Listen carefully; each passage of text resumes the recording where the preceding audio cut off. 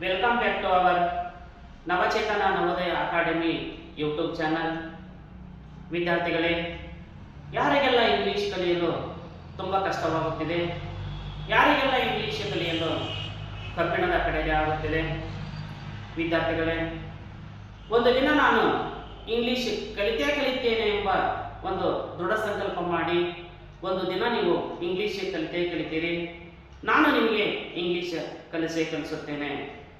I will give you confidence to learn English because nothing is impossible in this world.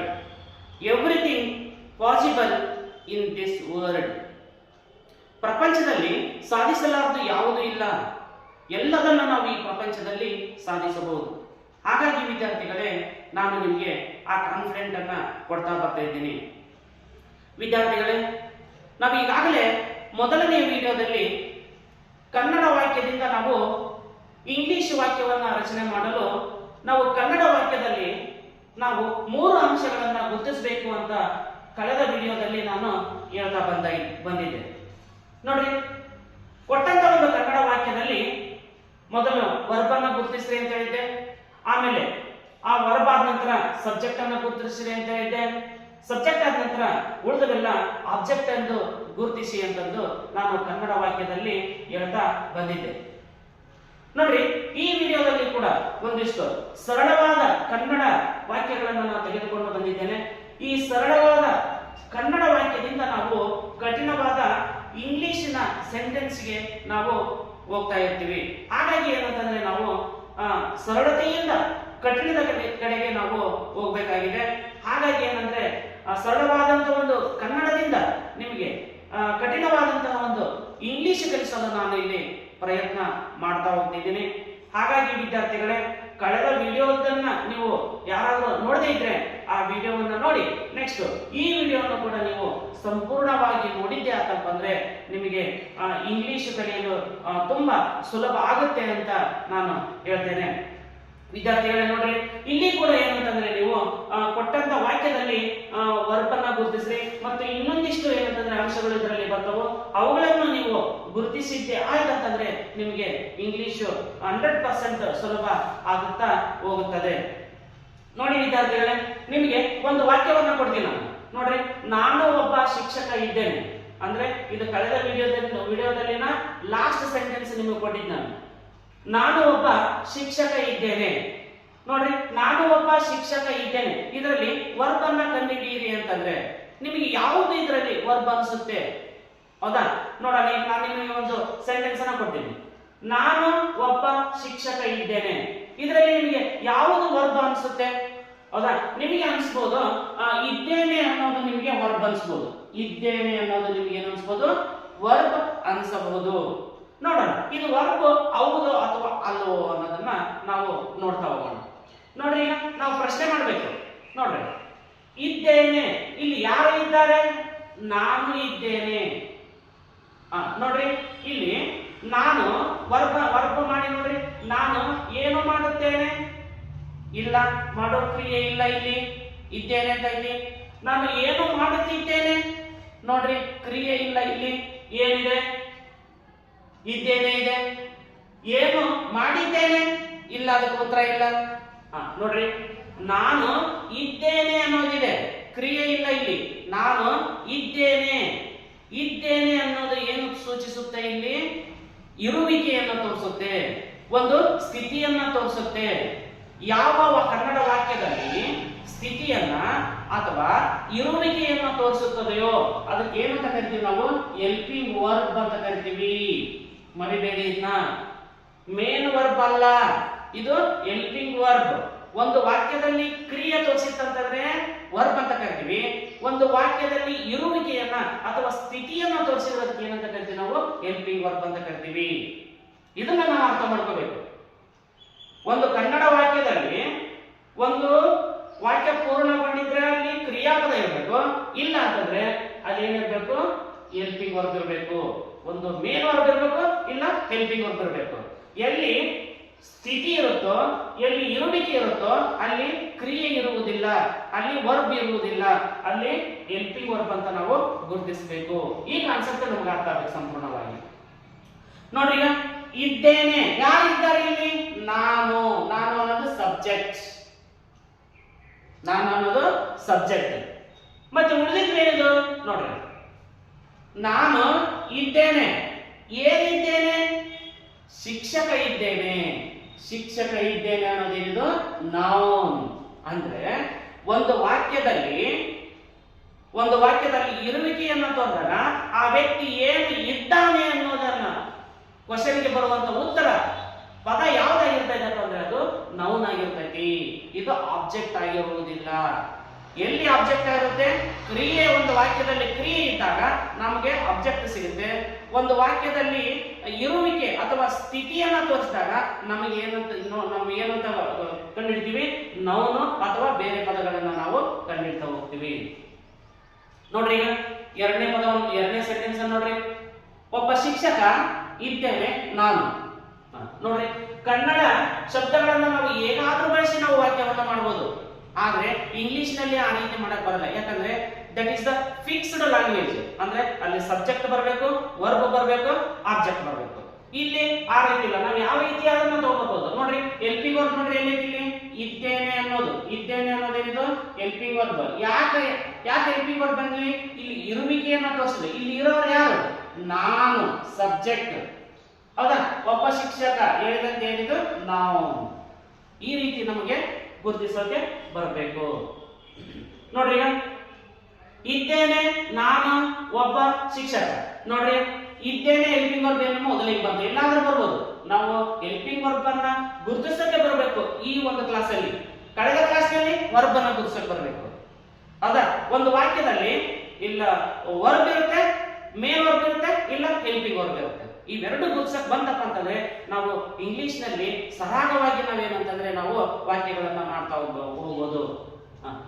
ನೋಡ್ರಿ, ಈಗ ನಾನು ಅನ್ನೋದು subject, ಇದೇನು noun. ಅಂದ್ರೆ ವ್ಯಕ್ತಿ ಏನಿದ್ದಾನೆ? ಶಿಕ್ಷಕನಿದ್ದಾನೆ. ಅವಳು ಒಬ್ಬ ಸುಂದರವಾದ ನಟಿ ಇದ್ದಾಳೆ. ಇದ್ದಾಳೆ ಅನ್ನೋದೇನು? Helping verb. ಏನಿದ್ದಾಳೆ? ನಟಿ ಇದ್ದಾಳೆ, ನೌನು. ಹೌದಾ? ಅಲ್ಲಿ ಇರೋರು ಯಾರು? ಅವಳು ಸಬ್ಜೆಕ್ಟ್. ಏನಿದ್ದಾಳೆ ಅಂತಂದ್ರೆ ನೌನು. ಹೇಗಿದ್ದಾಳೆ ಅನ್ನೋದು ಎಡ್ಜೆಕ್ಟಿವ್ ಅಂತ ಕರಿತೀವಿ.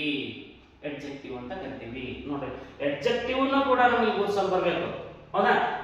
ಇದ್ದಾಳೆ ಅನ್ನೋದು ಹೆಲ್ಪಿಂಗ್ ವರ್ಬ್. ಇಲ್ಲಿ ಇರೋರು ಯಾರು? ಅವಳು ಸಬ್ಜೆಕ್ಟ್. ಏನಿದ್ದಾಳೆ? ನೌನು. ಹೇಗಿದ್ದಾಳೆ? ಸುಂದರವಾಗಿ ಇದ್ದಾಳೆ, ಎಡ್ಜೆಕ್ಟಿವ್. ಅಂದ್ರೆ ವ್ಯಕ್ತಿ ಏನಿದ್ದಾನೆ ಅಂತಂದ್ರೆ ನೌನು, ಹೇಗಿದ್ದಾನೆ ಅಂತಂದ್ರೆ ಎಡ್ಜೆಕ್ಟಿವ್. ಏನಿದ್ದಾನೆ, ಹೇಗಿದ್ದಾನೆ ಅಂದ್ರೆ ಎಡ್ಜೆಕ್ಟಿವ್, ಏನಿದ್ದಾನೆ ಅಂತಂದ್ರೆ ನೌನು. ಈ ರೀತಿಯಾಗಿ ನಮಗೆ ಗುರುತಿಸಕ್ಕೆ ಬರಬೇಕು. ಸುಮಾ ನನ್ನ ಸಹೋದರಿ ಇದ್ದಾಳೆ, ಹೆಲ್ಪಿಂಗ್ ವರ್ಬ್. ಕಣ್ಣು ಮುಚ್ಚಿ ಮಾತಾಡಬೇಕು, ಹೆಲ್ಪಿಂಗ್ ವರ್ಬ್. ಇಲ್ಲಿ ಇರೋರು ಯಾರು? ಸುಮಾ, ಸಬ್ಜೆಕ್ಟ್. ಹೌದಾ? ಏನಿದ್ದಾಳೆ? ಸಹೋದರ ಇದ್ದಾಳೆ, ನೌನು. ನನ್ನ ಅನ್ನೋದೇನು ಗೊತ್ತಾ? ಇದಕ್ಕ ನಾವು ಪೊಸೆಸಿವ್ ಎಡ್ಜೆಕ್ಟಿವ್ ಅಂತ ಕರಿತೀವಿ. ಪೊಸೆಸಿವ್ ಎಡ್ಜೆಕ್ಟಿವ್ ಅಂತಂದ್ರೆ ಈ ನೌನಿನ ಸ್ವಾಧೀನತೆಯನ್ನು ತಿಳಿಸುವಂತದ್ದು. ಈಗ ನೋಡ್ರಿ, ಪೊಸೆಸಿವ್ ಅಂತಂದ್ರೆ ಸ್ವಾಧೀನತೆಯನ್ನು. ಯಾರ ಸಹೋದರಿ? ನನ್ನ ಸಹೋದರಿ. ನನ್ನ ಅನ್ನೋದೇನಿದು ಪೊಸೆಸಿವ್ ಎಡ್ಜೆಕ್ಟಿವ್. ಈಗ ನಮ್ಮ ಶಾಲೆ, ನನ್ನ ಕಾರು, ಅವನ ಕಾರು, ಅವಳ ಶಾಲೆ. ಈ ರೀತಿ ಬಂದಾಗ ಏನಂತಂದ್ರೆ ನಾವು ಅದಕ್ಕೆ ಪೊಸೆಸಿವ್ ಎಡ್ಜೆಕ್ಟಿವ್ ಅಂತ ಕರಿತೀವಿ. ಅಂದ್ರೆ ಪೊಸೆಸಿವ್ ಎಡ್ಜೆಕ್ಟಿವ್ ಅಂದ್ರೆ ಸ್ವಾಧೀನತೆಯನ್ನು ತಿಳಿಸುವಂತಹ ಶಬ್ದಗಳಿಗೆ ನಾವು ಏನಂತ ಕರಿತೀವಿ? ಪೊಸೆಸಿವ್ ಎಡ್ಜೆಕ್ಟಿವ್ ಅಂತ ಕರಿತೀವಿ. ಹಾಗಾಗಿ ಸಹೋದರಿ ಅನ್ನೋದು ನೌನು. ಯಾರ ಸಹೋದರಿ? ನನ್ನ ಸಹೋದರಿ. ನನ್ನ ಸ್ವಾಧೀನತೆಯನ್ನು ತಿಳಿಸುವಂತಹ ಶಬ್ದಗಳಿಗೆ ಏನಂತ ಕರಿತೀವಿ? ನಾವು ಪೊಸೆಸಿವ್ ಎಡ್ಜೆಕ್ಟಿವ್ ಅಂತ ಕರಿತೀವಿ. ಇದಕ್ಕೆ ನೌನ್ ಅಂತ ಕರಿತೀವಿ. ಈ ರೀತಿ ಪೊಸೆಸಿವ್ ಎಡ್ಜೆಕ್ಟಿವ್ ಅನ್ನು ಕೂಡ ಗುರುತಿಸಲು ನಮಗೆ ಬರಬೇಕು. ನೆಕ್ಸ್ಟ್ 6ನೇದು, ಅವರು ಅಲ್ಲಿ ಇದ್ದಾರೆ. ಇದ್ದಾರೆ ಅನ್ನೋದೇನು? Helping verb. ಇಲ್ಲಿ ಯಾರಿದ್ದಾರೆ? ಅವರು, ಸಬ್ಜೆಕ್ಟ್. ಅಲ್ಲಿ ಅಂದ್ರೆ ಏನು ಗೊತ್ತಾಯ್ತು? ಎಡ್ವರ್ಬ್ ಅಂತ ಕರಿತೀವಿ. ಎಡ್ವರ್ಬ್ ಅಂದ್ರೆ ಸ್ಥಳವನ್ನ ಸೂಚಿಸುವಂತಹ ಪದಗಳಿಗೆ, ಬರೀ ಸ್ಥಳವನ್ನ ಸೂಚಿಸುವಂತಹ ಪದಗಳಿಗೆ ನಾವೇನಂತ ಕರಿತೀವಿ? ನಾವು ಎಡ್ವರ್ಬ್ ಅಂತ ಕರಿತೀವಿ. ಹೌದಾ, ಎಡ್ವರ್ಬ್ ಅನ್ನು ಕೂಡ ನಾವು ನಮಗೆ ಗುರ್ಸಕ್ ಬರಬೇಕು. ಅವರು ಮೈದಾನದಲ್ಲಿ, ಅವರು ಮೈಸೂರಿನಲ್ಲಿ ಇದ್ದಾರೆ, ಇದ್ದಾರೆ ಹೆಲ್ಪಿಂಗ್ ವರ್ಬ್. ಇರೋರು ಯಾರಿಲ್ಲ, ಅವರ ಸಬ್ಜೆಕ್ಟ್. ನೋಡಿ, ಈಗ ಮೈಸೂರಿನಲ್ಲಿ ಅನ್ನೋದನ್ನ ಏನನ್ನ ನೋಡೋಣ. ನೋಡ್ರಿ, ಈಗ ಅಲ್ಲಿ ಅನ್ನೋದೇನಿದು ಪ್ರಿಪೋಸಿಷನ್ ಅಂತ ತಗೊಂತೀವಿ. ನೆಕ್ಸ್ಟ್ ಈ ಪ್ರಿಪೋಸಿಷನ್ ಜೊತೆಗೆ ನೋಡ್ರಿ, ಈ ಸ್ಥಳದ ಜೊತೆಗೆ ಹೆಸರು ಕೂಡ ಇತ್ತಪ್ಪ ಅಂದ್ರೆ ಇದಕ್ಕೇನಂತ ಕರಿತೀವಿ ನಾವು, ನೌನ್ ಅಂತ ಕರಿತೀವಿ. ಈ ಹೆಸರು ಅಂದ್ರೆ ಸ್ಥಳದ ಹೆಸರಿನ ಜೊತೆ ಒಂದು ಸ್ಥಳ ಬಂದಿತ್ತಪ್ಪ ಅಂದ್ರೆ, ಅಥವಾ ಸ್ಥಳದ ಜೊತೆ ಸ್ಥಳದ ಹೆಸರು ಬಂದಿತ್ತಪ್ಪ ಅಂದ್ರೆ ಇದಕ್ಕ ನೌನ್ ಪ್ಲಸ್ ಪ್ರಿಪೋಸಿಷನ್ ಅಂತ ಕರಿತೀವಿ. ಬರೇ ಸ್ಥಳ ಬಂದಿತ್ತಪ್ಪ ಅಂದ್ರೆ ಅದಕ್ಕೆ ನಾವು ಎಡ್ವರ್ಬ್ ಅಂತ ಕರಿತೀವಿ. ಈ ರೀತಿಯಾಗಿ ನಮಗೆ ಗೊತ್ತಿರಬೇಕು. ನೋಡ್ರಿ, ಇಲ್ಲಿ ಸ್ಥಳ ಇದೆ, ಆದ್ರೆ ಇಲ್ಲಿ ಎಡ್ವರ್ಬ್ ಬಂದ್ವಿ, ಇಲ್ಲಿ ಪ್ರಿಪೋಸಿಷನ್ ಅಂದ್ವಿ. ಯಾಕೆ ಇಲ್ಲಿ ಪ್ರಿಪೋಸಿಷನ್ ಅಂತಂದ್ರೆ ಇಲ್ಲಿ ಪ್ರಿಪೋಸಿಷನ್ ಜೊತೆಗೆ ಒಂದು ಸ್ಥಳ ಇದೆ, ಸ್ಥಳದ ಹೆಸರಿದೆ, ಅದಕ್ಕೋಸ್ಕರ ನಾವು ನೌನ್ ಅಂದ್ವಿ, ಇದಕ್ಕ ಪ್ರಿಪೋಸಿಷನ್ ಅಂದ್ವಿ. ಇದು ಬರೇ ಪ್ಲೇಸ್ ಬಂದಾಗ ಏನಂದ್ವಿ ನಾವು ಎಡ್ವರ್ಬ್ ಅಂತ ಕರಿತೀವಿ. ನೋಡಿ, ನೆಕ್ಸ್ಟ್ ಎಂಟನೇದು, ಇಂಗ್ಲಿಷ್ ಕಲಿಯಲ್ಲ ಅವರು ಕೊಪ್ಪಳದಲ್ಲಿ ಇದ್ದಾರೆ. ಇದ್ದಾರೆ ಅನ್ನೋದು ಹೆಲ್ಪಿಂಗ್ ವರ್ಬ್. ಹೌದಾ, ಇರೋರು ಯಾರಿಲ್ಲಿ, ಅವರು ಸಬ್ಜೆಕ್ಟ್. ನೋಡಿ, ಕೊಪ್ಪಳದಲ್ಲಿ ಇದು ಪ್ರಿಪೋಸಿಷನ್ ಅಂತ ಕರಿತೀವಿ, ಇದು ನೌನ್ ಅಂತ ಕರಿತೀವಿ. ಹೌದಾ, ನೆಕ್ಸ್ಟ್ ಕಲಿಯಲು ಅನ್ನೋದೇನು, ಇದು ಇಂಪಾರ್ಟೆಂಟ್. ಕಲಿಯಲು, ನೋಡ್ರಿ, ಕಲಿಯಲು ಅನ್ನೋದು ಮೇನ್ ವರ್ಬ್ ಅಲ್ಲ. ಇದಕ್ಕೆ ಏನಂತ ಕರಿತೀವಿ ಗೊತ್ತಾ ನಾವು, ಇನ್ಫಿನಿಟಿವ್ ಅಂತ ಕರಿತೀವಿ. ಇನ್ಫಿನಿಟಿವ್. ಇನ್ಫಿನಿಟಿವ್ ಅಂದ್ರೆ ಏನು ಗೊತ್ತಾ, ವರ್ಬಿಗೆ ಟು ಅನ್ನು ಹಚ್ಚಿದಾಗ ಅದು ಇನ್ಫಿನಿಟಿವ್ ಆಗುತ್ತೆ. ನೋಡ್ರಿ, ಈಗ ಇದು ನೋಡ್ರಿ ಅರ್ಥವನ್ನು ಕೊಡ್ತಾ. ನೋಡ್ರಿ, ಅವರು ಇಂಗ್ಲಿಷ್ ಕಲಿಯಲು, ನೋಡ್ರಿ ಸಂಪೂರ್ಣವಾದ ಅರ್ಥ ಕೊಡಲ್ಲ. ಸಂಪೂರ್ಣವಾದ ಅರ್ಥವನ್ನು ಕೊಡಬೇಕಿತ್ತಂದ್ರೆ ಏನ್ ಕೊಡಬೇಕು, ನಮಗೆ ಕ್ರಿಯಾಪದ ಇರಬೇಕು. ಅವರು ಇಂಗ್ಲಿಷ್ ಕಲಿಯುತ್ತಾರೆ ಅಂತ ಇದ್ದಿದ್ರೆ ನಮಗೆ ವರ್ಬ್ ಬೇಕಿತ್ತು. ಅದಕ್ಕೋಸ್ಕರ ಇದನ್ನ ನಾವು ಏನಂತ ಕರಿತೀವಿ, ಇನ್ಫಿನಿಟಿವ್ ಅಂತ ಕರಿತೀವಿ. ಅಂದ್ರೆ ವರ್ಬಿಗೆ ಟು ಅನ್ನು ಹಚ್ಚಿದಾಗ ಅದು ಇನ್ಫಿನಿಟಿವ್ ಆಗಿ ತಾಳುತ್ತದೆ. ಈ ರೀತಿಯಾಗಿ ನಮಗೆ ಇನ್ಫಿನಿಟಿವ್ ಕೂಡ ಕನ್ನಡ ವಾಕ್ಯದಲ್ಲಿ ಗುರುತಿಸಕ್ಕೆ ನಮಗೆ ಬರಬೇಕು. ನೆಕ್ಸ್ಟ್, ಆ ಮೇಜಿನ ಮೇಲೆ ಎರಡು ಪುಸ್ತಕಗಳಿವೆ.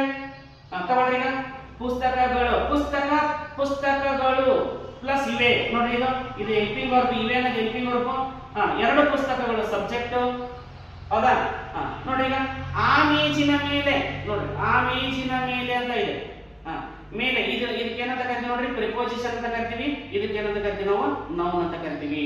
ಈ ರೀತಿಯಾಗಿ ಏನಂತಂದ್ರೆ ನಾವು ಈ ಕನ್ನಡ ವಾಕ್ಯದಲ್ಲಿ ಯಾವ ಯಾವ ಅಂಶಗಳು ಬರ್ತಾವೋ ಆ ಅಂಶಗಳನ್ನ ನಾವು ಗುರುತಿಸಕ್ಕೆ ಬಂದಾಗ ಮಾತ್ರ ನಾವು ಇಂಗ್ಲಿಷ್ ನಲ್ಲಿ ಯಾವುದೇ ಸೆಂಟೆನ್ಸ್ ಅನ್ನ ಕ್ರಿಯೇಟ್ ಮಾಡಕ್ಕೆ ನಮಗೆ ಬರುತ್ತದೆ.